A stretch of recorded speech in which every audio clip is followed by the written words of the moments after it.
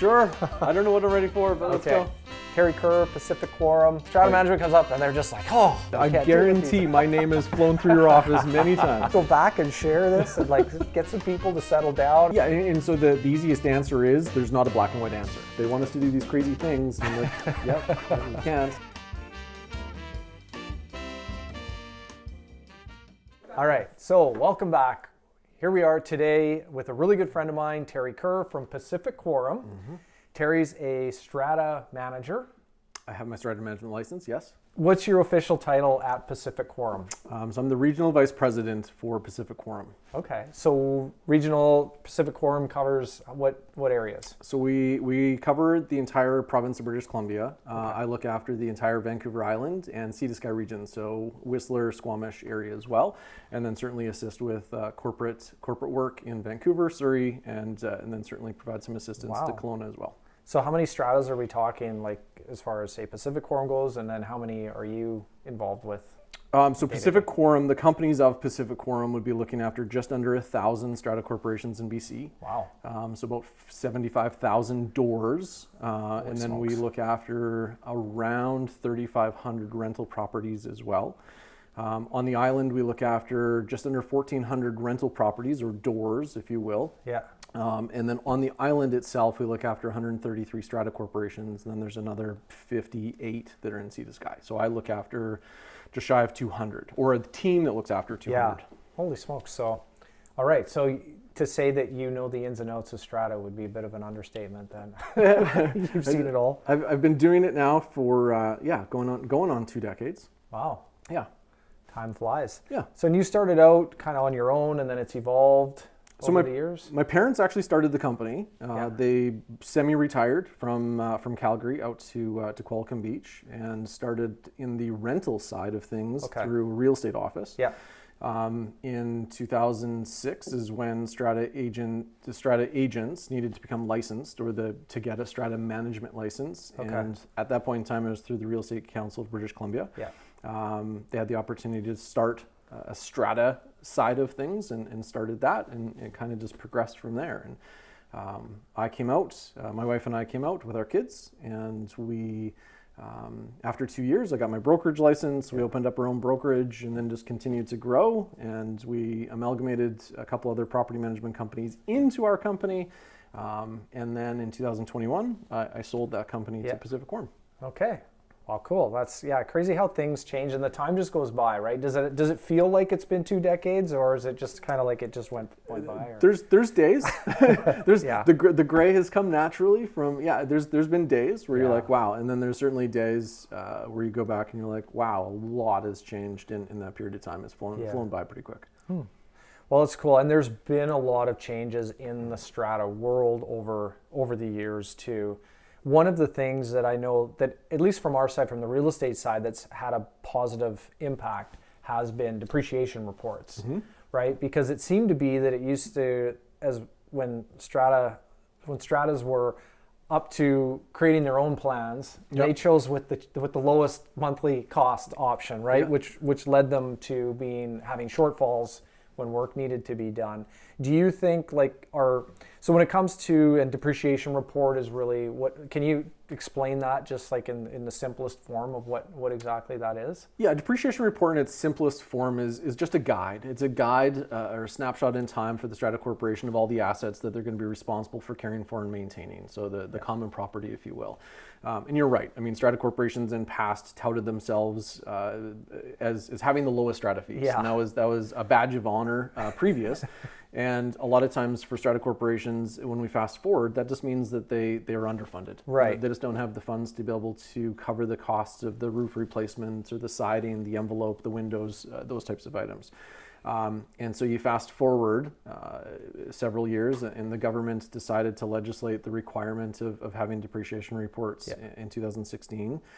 There was an opt-out clause at that point in time, so a number of strata corporations still continued to opt out of the requirements. They could go to a general meeting and decide to not do it. Right, they could vote against it. Right? Yeah, and that's now been removed. Right. So all strata corporations 5 units or larger must have a depreciation report. Not optional. Not optional. And the funding models now, so previous to a lot of the legislative changes recently, is if a strata corporation had their contingency reserve fund funded to specific levels, they could pick any amount to contribute in that next year in their operating budget.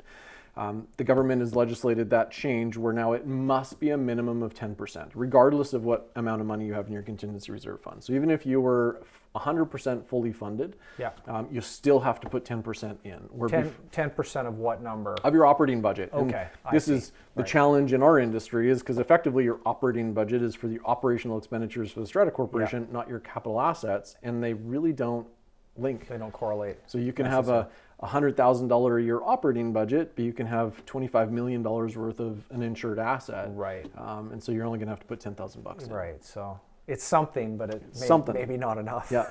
And we do anticipate. We hear the rumblings that there's going to be some mandatory funding models in the future where they're going to force strata corporations that if you have this many assets coming due in a prescribed period of time, that you're going to have to put a certain amount of money into your contingency reserve fund to fund those items. Are you finding now that most stratas, or what has your experience been in terms of being funded properly to pay for upgrades or expenses, capital expenses, new roof or windows, when that work needs to be done now? Is most of the time, do they have the money in the contingency? Is special levy still a choice in terms of let's keep our fees low and do special levies, or are more people choosing to increase the monthly fee so that the money is there and they're paying it over time? It's difficult to answer because every single strata corporation is different. We're certainly seeing people focus more on understanding what capital assets that they do need to replace and the time frame in which that they need to replace them. Yeah. So you're not seeing the old adage of the ostrich sticking its head in the sand and just kind of not paying attention to anything. Yeah. Now people are starting to understand better of what their financial requirements are. But we have some affluent communities where properties are $1 million, $2 million, $2 million per unit, and they make a conscious decision to not invest into their contingency reserve fund at a full or even a high rate because they largely know as a community that we're just going to write the check when the thing needs to be done, and we want to control our money instead of the strata. Right, have it sit in it. So rather than have it sit in a reserve fund. Yeah. And vice versa, some of the more financially cautious strata corporations, they do try to continue every year put money into that kitty because they know that calling that special levy is going to be more difficult. Yeah. Okay. Well, and at least having that with the depreciation report, there is a plan that they can follow at least to a certain degree, right? So yeah, there's a sellability to contingency reserve funds. We joke in our community about it's the pot of gold that lives in the basement of the strata corporation. Right. So when you live in a single family house, regardless if your roof needs to be replaced when you're moving, you take everything you have with you. Yeah. Well, with the strata corporation, that pot of gold, that contingency reserve fund, stays with the property, right. And so you can conceivably have a higher rate of return if you have a better funded contingency reserve fund. Yeah. Well, I know from our side, and when we're selling stratas, that the buyer, when we're reviewing strata documents and financials, it's not necessary for it to be overfunded or for them to have a big balance sitting there. But again, at the same time, we want to make sure that there's enough, right? That there's a plan in place to, or that the plan is special levy, and then at least the buyer would know. So costs are changing, everything's going up in price. Is there one that comes to mind that is like for you guys on your side as strata managers that is just like a big cost, or what areas are you seeing with the biggest changes that's affecting these stratas? Well, I think it was in the news a lot the last number of years was insurance. Yeah. I think insurance is going to be the single largest expense that the strata corporation is going to have.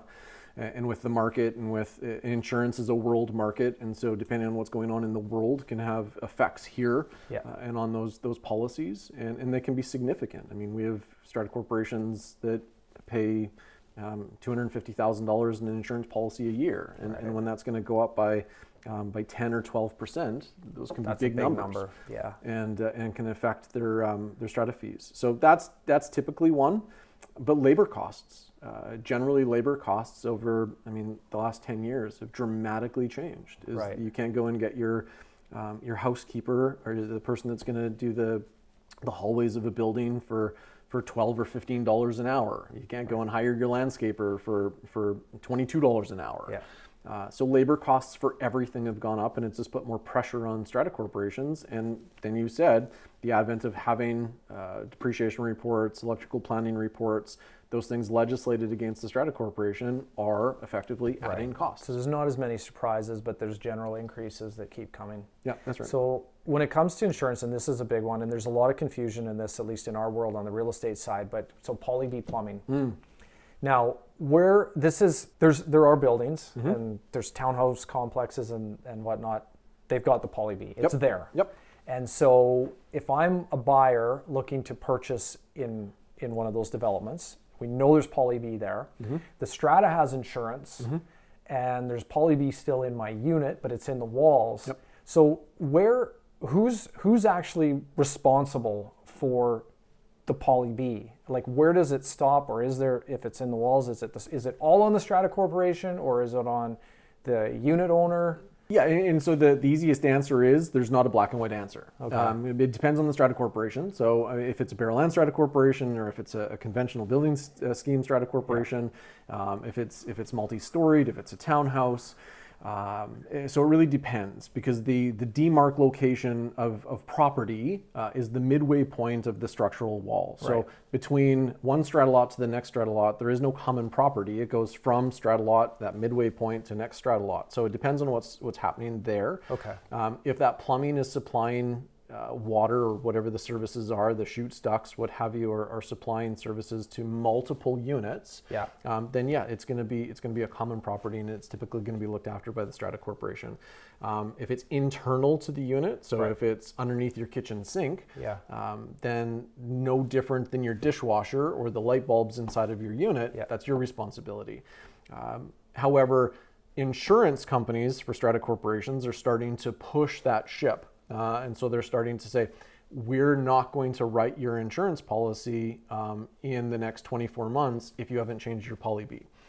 And so they're forcing it as the whole complex to change out now. Yeah, and so the strata corporation doesn't want to be in a position where they're going to say, okay, so we're going to take over all the responsibility of all the common, if you will, poly B in the building, and we'll leave all the strata lot owners to do their own, because it may jeopardize the availability of that strata corporation still getting an insurance policy. Because one of the tricks in strata corporations is a strata corporation is responsible to insure assets that they have no ability to care for and maintain. Okay. So inside of your unit, everything that was originally constructed by the developer, the kitchen cabinets, effectively the plumbing, the floors, the walls, is all insured by the strata corporation. Okay. But because it's inside your unit, the strata corporation has no ability to make sure that you're caring for your kitchen well, that you're taking care of the plumbing that is inside of your unit, that you're taking care of your flooring. And that's a result of, I mean, God forbid there was a fire, and we just had one in Parksville last week, where if there's that fire and there's damage, the insurance policy is then going to come in and give you back a kitchen. They're going to give you back walls. They're going to give you back flooring. And that's all through the strata corporation's insurance. If I am representing a buyer who's purchasing a unit in one of your management, does each then strata have a policy regarding the poly B? Like, can I phone you up or contact you and say, okay, I see you're the property manager. How are we doing with poly B on this? And we know there's poly B, we've seen it. Like if there's poly B, then it would be fine for us to communicate that yes, there's poly B. Yes. But effectively, or I guess honestly, we wouldn't take the call from the real estate agent. Because we need to protect our client. Our client's the strata corporation. We're not going to provide information to somebody that's not our client. Okay. And that's where a lot of the consternation and frustration comes, I think, from real estate agents to property management companies, as they don't understand. The sharing of information is not always there. Availability of information. And it depends on what the strata corporation's standpoint is, because as the agent for the corporation, if the strata corporation hasn't spoke about poly B, if they don't have a plan in place, then we have nothing to convey to anybody that's asking. So then the agent point of contact would be the president of the strata, or like to get any information. Like, I know we can order the documents and that, but like there's a general question about a policy, or we see something that raises a question in the documents. Where do we go to get that answer? Representing the buyer? Yeah. So the black and white answer is that you should be going to the real estate agent that is representing the seller. Right. The seller should then be coming to the Strata Corporation because now that is somebody that is integrally attached to the Strata. Okay. It's their property. And again, if we want to kind of dig into this a little bit further, a Strata Corporation is the collective of all the owners. Yeah. The representative of that Strata Corporation is the elected Strata Council. Right. So effectively, Strata managers are working directly for that council, not for all the owners. Right. And a lot of times owner will say, hey, you work for me. Well, we work for the Strata Corporation. You've elected a board, if you will, or elected officials to represent you. They're the ones that we're dealing with. Okay. Then as far as on the Strata manager side, if there's a question, you're not wanting it to come from the buyer's agent.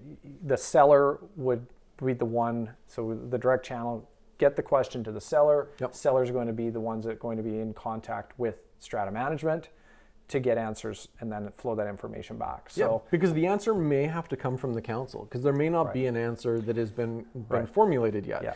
And if that answer needs to be crafted or produced, it may need to go to a council meeting because then it needs to be minuted to all of the owners. Because if there's a decision being made, all of the owners should be aware.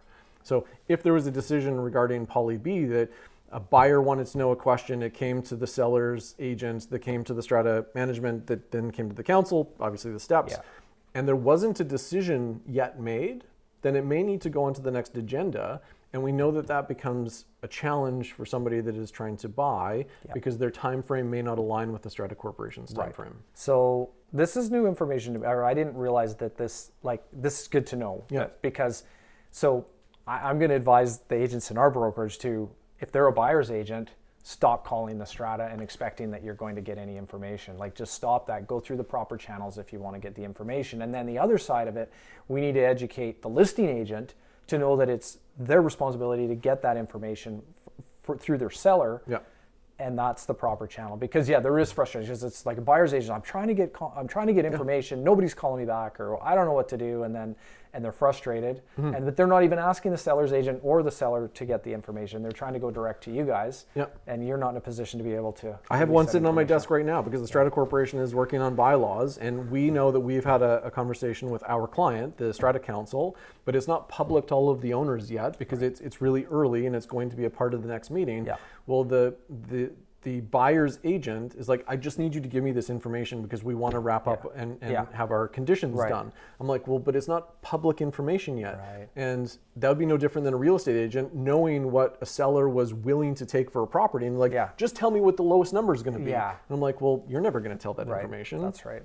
And so we just need to be cautious about the information that we're providing because we don't want to be liable. I don't want to go and say, yes, they're going to open up the no pet restriction to allowing pets, and then it doesn't get voted in. Right, then they bought it based Somebody on... bought having a pet. Yeah. Who are they coming back to? Yeah. I didn't make any money off of that transaction, but I took all the liability from it. Yeah. No, that totally makes sense.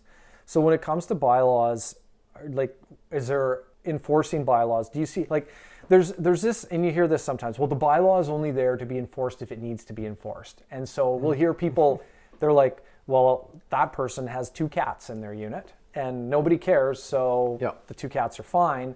And then all of a sudden a neighbor, so it's like, how many of these bylaws like are you having to enforce, or what are the ones that come up most often where you're like, these are like, they're being like, there's infractions, we're having to fine people and enforce bylaws, or people are moving in and they just don't care about the bylaws? Are there certain ones that just seem like that people are ignoring more often than others? Sure. So kind of 2 questions there is all bylaws are to be enforced, but we all know that there's going to be some that are going to be enforced more than others, because the Strata Council is not the police. Right. And so they don't need to go around knocking on everybody's door going, hey, can I look inside to see how many cats you have? Yeah. But if a complaint comes in, having that governance tool to be able to do something about the complaint is important. The number one, or I shouldn't say number one, the complaints that we see most often are parking, because there's not a developer around anymore that develops enough parking stalls. Yeah. And so there's always visitor parking or laneways or those types of things, and then noise. And the other part that a lot of frustration comes from owners and tenants in a building is, again, property managers are not the police. Right. And so if the party is happening at 1 o'clock in the morning, calling the emergency after hours call service may not be able to stop that party instantaneously. Right. Right? So yeah, parking and noise are still the number, like those are the ones that we routinely do most. Not paying your strata fees, not paying special levies. Right. I mean, those certainly follow closely There's behind. always a percentage of people that will just fall into that category, right? Well, because strata corporations, a lot of people just don't think that a strata corporation has any real power. They're like, it's this thing that just I pay some money to and my grass gets cut. Right. And they don't realize how much power a strata corporation actually has. I mean, a strata corporation can put a lien on a property that'll take first position over any other encumbrance on the property, even if there's a mortgage on it. Strata corporations can force sell somebody's home through the courts, and that's an immense amount of power that is afforded to them through the province of British Columbia. Interesting. Okay. We'll shift gears a little bit. So I know for us, a lot of times when purchasing a property, helping a buyer, we're reviewing strata documents. Now, there's some services out there now that are AI powered that are reviewing the strata documents. What do you think about these? Are they good? Do you guys is that something that you guys offer at all through your services? They're I think for the most part they're external, right? Yeah, we won't offer any kind of reviews. We did that. I did that through my company a number of years ago, and we tried to open it up to real estate agents. It really didn't take hold. Because there was a cost to it, so it didn't move forward. I think AI tools, we either have to get on that bandwagon or we can stay in our get left behind carriages. It's a good tool. If you can dump documents in and have computer generated go through and find some things, but I think it's going to be the prompts that you're asking it. Right. Finding the information, because again, AI is only using other things that are in cyberspace to kind of look at. And so it may miss something. Right. And so making sure you're putting the proper prompts in to get the answers to the questions that you're actually looking for, it's a great tool. Yeah, I agree. I think that from what I've seen from some of these AI tools that are review, they're able to take all of the data and break it down into something that is easier to understand and digest. But at the same time, could it miss something? Right. Yes. Like if there's handwritten notes inside of those strata documents, it doesn't pick those out, right? In general, and sometimes that's the case, right? Something got crossed out and there was something written in there. I have some strata document bylaws right now for a small strata. And what they did, they took the standard bylaws and then somebody went through and just wrote their notes. This is our pet bylaw and this. And so if you run that through an AI, it doesn't pick up any of that. Like you have to be able to read. I mean, you can read it, but it's handwriting. So it doesn't pick that up. So if you were doing that in a review, and that's, I think that we need to realize that there is still an obligation on the buyer's agent to do some sort of review there or engage someone else, a third party, to do that. So, and I think a big part of that is as well as understanding what they're buying, but understanding what a strata corporation is. What does it look after? What do those strata fees actually pay for? Because we do find there's a lot of people that have been in single family homes. They've been able to, the king of their castle, they wanted to paint the fence when they wanted to, they just did. And then they move into a strata corporation and you lose some of that autonomy and understanding what it is that strata corporation is actually doing, because now you're a community. And now decisions are made by a collective instead of just you going, well, I just want to paint my fence pink. You don't get that opportunity anymore. Right. There's rules, right? Yeah. That's what I was like. If you don't like following rules, don't move into a strata. Or just understanding. Just understanding that. Yeah. And that's one of the biggest challenges that we face, is that somebody's bought into a strata corporation, they truly didn't understand what they were buying into. All of a sudden, the gigantic garden is going up in the back of the property, and you're like, whoa, wait a second, that's not actually your property. And proximity breeds ownership. And so they're like, well, it's the backyard of my house. I'm like, well, yes, but it's actually common property that is owned by all of the owners. What do you mean all the owners own my backyard? So there's this proximity breeds ownership. They think it's theirs. And sometimes it's fenced, or it looks like it's theirs, or they're the only ones that see it. And those are where some of the bylaws, some of the strata corporations, they'll just go, you know what, we don't want to touch it. You're going to do whatever. And that works great until that one person shows up that wants to upset the apple cart. Right. Okay. Well, that's really good information. I learned a few things. If there was one thing that you personally wanted to share with, say, the real estate community, realtors in general, what is that? Do you have something, a message, or just something to say, hey, that wasn't on the question I list. know.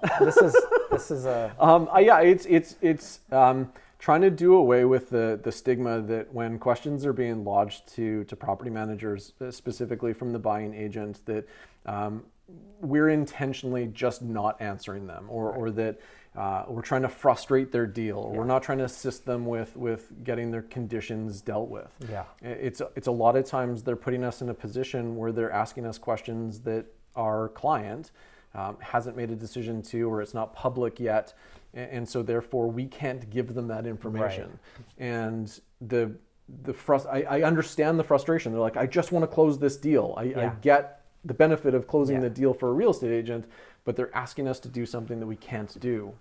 So that'd be one of the biggest things with real estate agents in general, is that I get, because of my position, I'm the one that gets those calls. I had my office administrator coming to me just before I was leaving to this, going, hey, I've got somebody that they want us to do these crazy things, and I'm like, yep, we can't. Do you get any complaints about the fees for documents? Like when we order Strata docs? Yeah, all the time.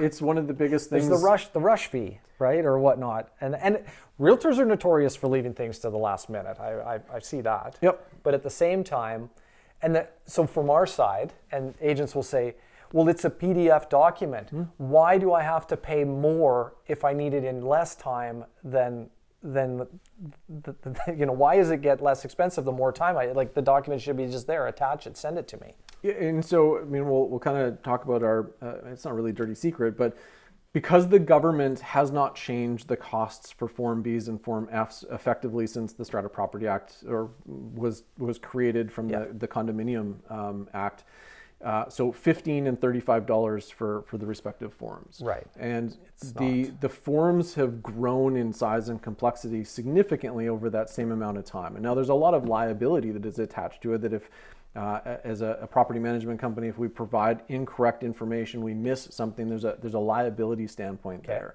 And so to make $15 or $35 to fill out a form. So that fee is set by the government? Yep. Okay, I didn't know that. So we can't change that. It's right in the Strata Property Act, and the act is legislated by provincial government. Yeah. And so those fees are set. So the only way that property management companies can start to shield themselves with some of the liability that comes in place is dramatically increasing the expediting fees. Right. We've been pushing for a long time that those fees for those forms should follow a percentage of cost of homes, because that liability is going to be somewhat attached, greater, right? If you've got a $1 million operating budget and you accidentally mess up on that strata fees, it could have a significant impact. Right. Yeah. And so it probably should follow that. Instead of being locked in. And so, the only other way that we can make anything off of it, and again, to your point, it's the exact same form, you're right, but somebody needs to stop what they're doing in their day within 24 hours, 48 hours. It's good to now have some insight into that, because I didn't realize that really, like $15 for all that information that's attached to a Form B, that's nothing. And in terms of just the time that goes into it, and like you say, liability and that. So This is good. I'm learning stuff. Like That's what I'm here I for. could go back and share this and get some people to settle down and have just a better general understanding of why it is the way that it is and what we're dealing with through the process. So and we try to convey this to a lot of real estate agents, because we do feel as an industry, certainly not just in Parksville or on the island, but as an industry, that we certainly have a black cloud over us, that there's a lot of people that think, well, you didn't allow my pets to come inside of there. Why are you telling me that I'm smoking? Or how come you just didn't give me the answer that I wanted to so I can make my conveyance on my property, or various things. And they need to understand that we're the agents for the corporation. We're not making the decisions for the corporation. And that's why I've always tried to convey that I have a Strata Management license, but I'm a Strata agent. Right. I'm the agent for the corporation. I'm not the manager of it. I'm not managing it. I don't have any ability to make decisions for that corporation.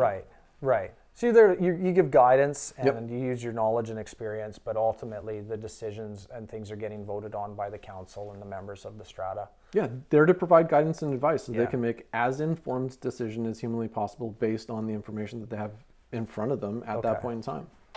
Well, All right, when it comes to Wolperism, and this has a lot to do with what we were just talking about today, but is to not be making these assumptions and acting on incorrect information. So my Wolper wisdom for today is ask questions, get the details and the answers, reach out to the professional on the other side and find out why it is the way that it is, rather than complaining about it for 5 years and being frustrated. I mean, I'm not the one, but there are agents that they're frustrated every time we hear, the Strata Management comes up and they're just like, I guarantee my name has flown through your office many times. But I think it is. We'll ask the questions, get the information, and this what we're doing today. So I really appreciate you being here, and this is awesome information that everybody should have. Just have that general understanding, and appreciate your time. No, my pleasure. It's great coming in, and yeah. It's beginning of the year. Things are shaping up good. Yeah. 2026. No, it's going to be good. Yeah. Good. Okay. Well, thanks, Terry, for my coming pleasure. in. Terry Kerr, Pacific Quorum.